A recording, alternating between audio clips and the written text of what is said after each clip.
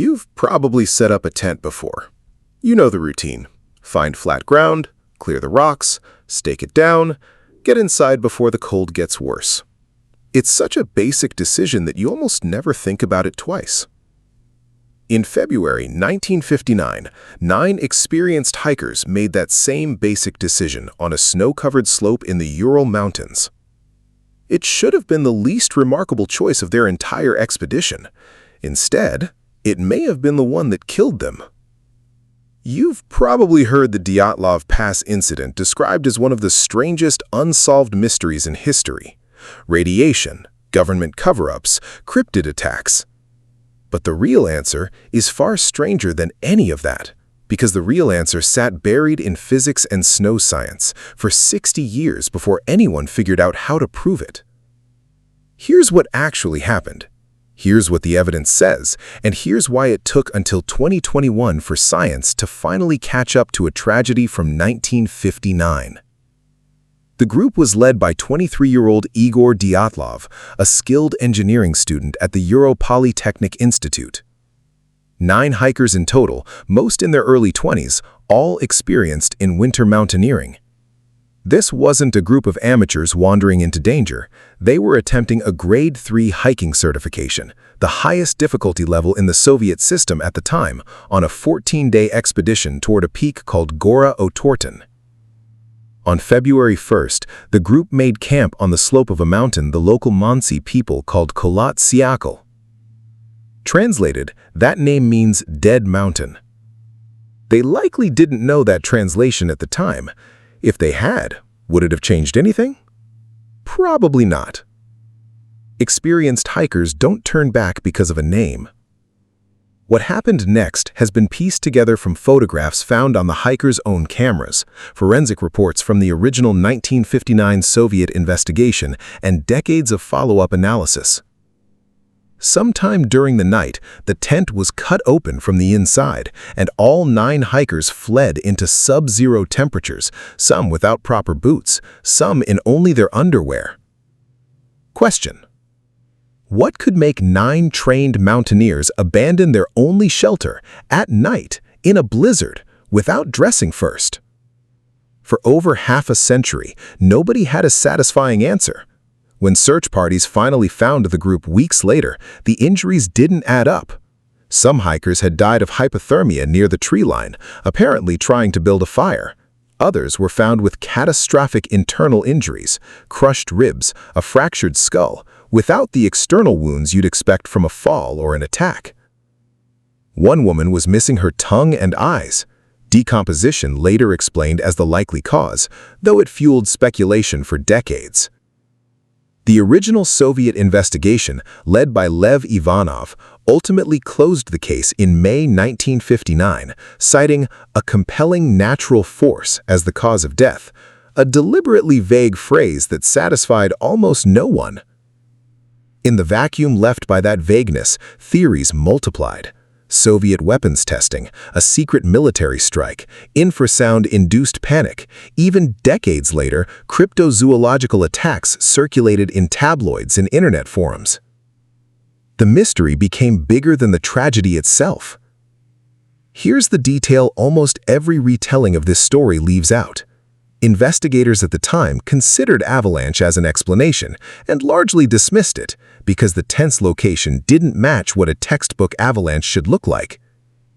The slope wasn't steep enough by conventional standards. There was no visible avalanche debris. Case closed, avalanche ruled out. Mystery still open. For 60 years, that dismissal stood, mostly unchallenged, mostly unquestioned by physics. Then, in October 2019, a journalist called a snow scientist in Switzerland named Johann Gohm, who runs the Snow and Avalanche Simulation Laboratory at EPFL. The reporter wanted help understanding what really happened at Dyatlov Pass. Gohm brought in a colleague, Alexander Puzrin, a professor of geotechnical engineering at ETH Zurich. Neither of them had any prior connection to the case. Both were about to spend years on it. What they discovered wasn't a new fact, it was a new kind of avalanche nobody in 1959 had modeled before, because the physics required to describe it simply didn't exist yet. In January 2021, Gomes and Puzrin published their findings in the journal Communications, Earth and Environment. Using modern computational modeling combined with techniques borrowed from Disney's animated film Frozen, of all places, originally developed to simulate realistic snow behavior on screen, they demonstrated something the original investigators couldn't have known: a specific, rare type of delayed slab avalanche. Here's how it works. When the hikers cut into the slope to level ground for their tent, standard mountaineering practice, they created a small, unsupported ledge above them. Under most conditions, that ledge would stay stable indefinitely, but under a very specific combination of wind-packed snow density and slope angle, that cut can act like removing a keystone. The slab doesn't collapse immediately. It can take hours, even into the night, for gravity and internal stress to finally win. When it finally released, it wouldn't have looked like the avalanches you've seen in disaster footage. No roaring wall of snow, no visible debris field the next morning, because the slide involved a relatively small, dense slab of snow, not the massive powder avalanches most people picture. Puzrin and Gomes' model showed that a slab of this size and density, striking hikers lying in sleeping bags inside a tent, could produce exactly the pattern of injuries found on the bodies: broken ribs and a fractured skull with minimal external bruising, because the impact force was distributed and delayed, rather than a single violent blow. And because the slab was small and the region gets frequent high winds, any surface evidence would have been erased by blowing snow within hours. By the time investigators arrived weeks later, there was nothing left to see. Not because nothing happened, because the desert of snow had simply covered its own tracks. The model explained something else too. Why would trained mountaineers flee into a blizzard half-dressed instead of digging their tent out? Puzrin has been careful to note this isn't certainty, it's plausibility. But the working theory is straightforward. A partial slab collapse injuring several people inside a collapsed tent in complete darkness with a wounded and disoriented group could easily produce panic that overrides normal cold weather judgment. You don't stop to find your boots when you believe the mountain itself is coming down on top of you.